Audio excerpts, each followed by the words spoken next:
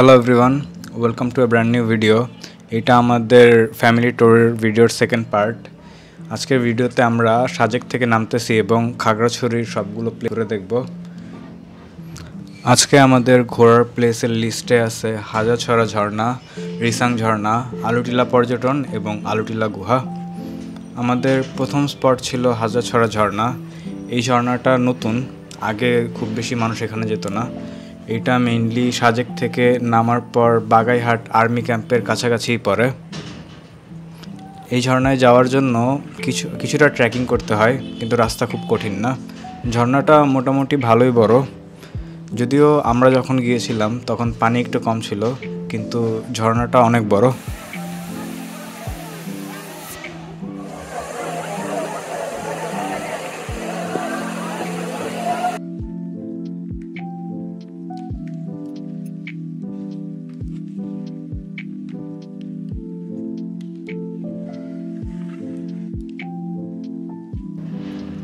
আমরা যে সময়টায় ঝর্ণা যাই তখন একদম দুপুর থাকায় আমাদের রোদের মধ্যে পড়তে হয়েছিল, এবং একদম রোদের মধ্যেই আমাদের পুরোটা ট্রেকিং করতে হয়েছিল।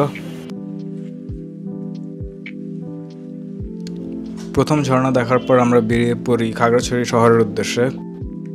হোটেলে ব্যাগ রেখে খাওয়া দাওয়া করে আমরা বেরিয়ে পড়ি ডিরেক্ট রিসাং ঝর্ণা দেখতে। রিসাং ঝর্ণায় এসে আমরা বাইক ভাড়া করি। এখানে যদি আপনারা বাইক দিয়ে না যান তাহলে আপনাদের প্রায় 1 ঘন্টার মতো হাঁটা পড়তে পারে, কিন্তু বাইক দিয়ে গেলে 10 মিনিটে আপনারা ডিরেক্ট ঝর্ণায় পৌঁছে যাবেন। বাইকে যাওয়ার রাস্তাটা খুবই আপ হিল অ্যান্ড ডাউন হিলের মধ্যে যাওয়া লাগে। বাইক রাইডটা আপনাদের জন্য অনেক রোমাঞ্চকর হবে।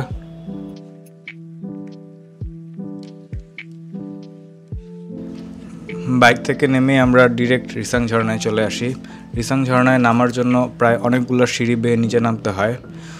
সিঁড়ির প্রথম থেকেই আপনারা ঝর্ণার শব্দ শুনতে পাবেন, এবং অল্প একটু নিচে নামলে আপনারা ঝর্ণার দেখা পেয়ে যাবেন।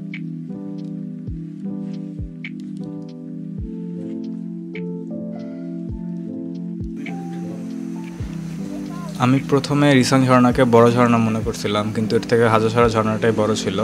কিন্তু এই ঝর্ণাটাও দেখতে অনেক সুন্দর। এই ঝর্ণাতে তো আমরা খুব বেশি একটা পানি।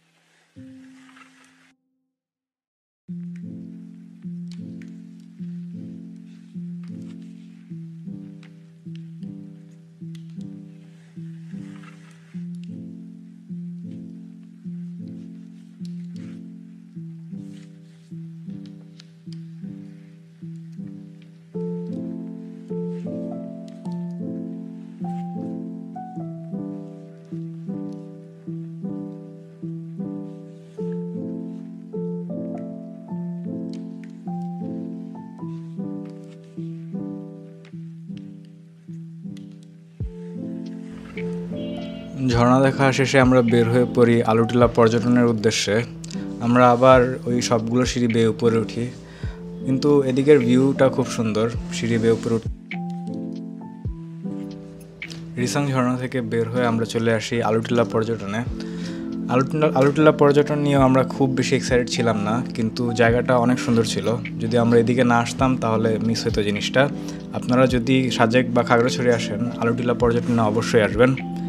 এইটা মেইনলি পাহাড়ের উপর একটা পার্কের মতো। এখানে অনেকগুলো ব্রিজের মতো বানানো আছে। ওই ব্রিজগুলো খুব সুন্দর, এবং পুরো জায়গাটার ডেকোরেশনই খুব সুন্দর।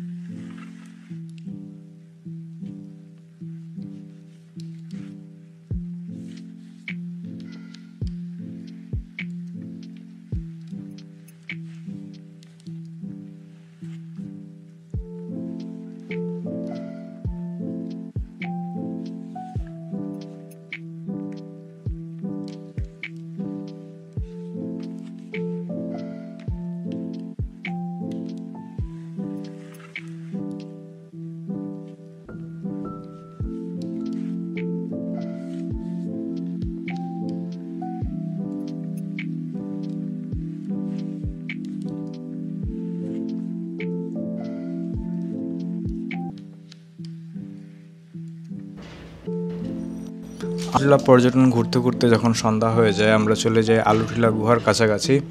যেহেতু গুহার ভিতর এমনিতে অন্ধকার, সুতরাং আমরা রাতে যাই বা বিকেলে যাই এটা কোনো এফেক্ট করে না, তাই আলুটিলা পর্যটন পুরোটাই ঘুরে নেই।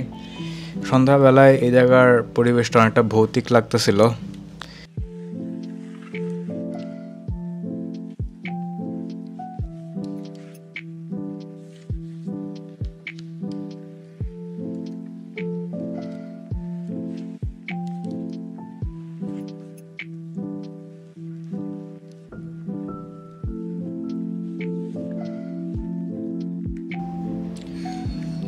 আলুটিলা গুহাটা মূলত পাহাড়ের মধ্য দিয়ে বয়ে চলা একটি ঝিরিপথ। এতে পাহাড়ের উপর থেকে পানির নিচে নামতেছে মেইনলি, আর জিনিসটা একটা গুহার মধ্য দিয়ে বেরোতেছে, এই জন্য এটার নাম আলুটিলা গুহা। আপনারা যদি শারীরিকভাবে ফিট থাকেন এই জায়গা ঘুরে যেতে পারেন, একটা ডিফারেন্ট এক্সপিরিয়েন্স পাবেন।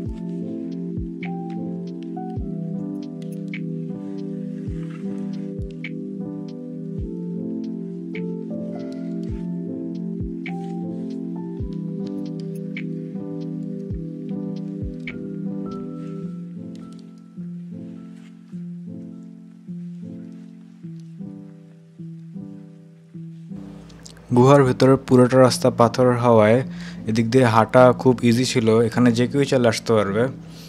এদিকে সমস্যা বলতে বাদুড় ছিল কিছু, কিন্তু বাদুড় আপনাদেরকে কোনো প্রবলেম করবে না, সো আপনারা ইজিলি এখানে আসতে পারবেন। এই ছিল আমাদের আজকের দিনের জন্য লাস্ট স্পট। আমরা আলুটিলা গুহা থেকে বের হয়ে আমাদের হোটেলে ব্যাক করি, অ্যান্ড পরের দিনের আমরা চলে গিয়েছিলাম নিসর্গ পড হাউসে। ওই ভিডিওটা দেখতে অবশ্যই সাবস্ক্রাইব করুন। আশা করছি ভিডিওটি খুব শীঘ্রই আপনাদের সামনে নিয়ে আসতে পারবো।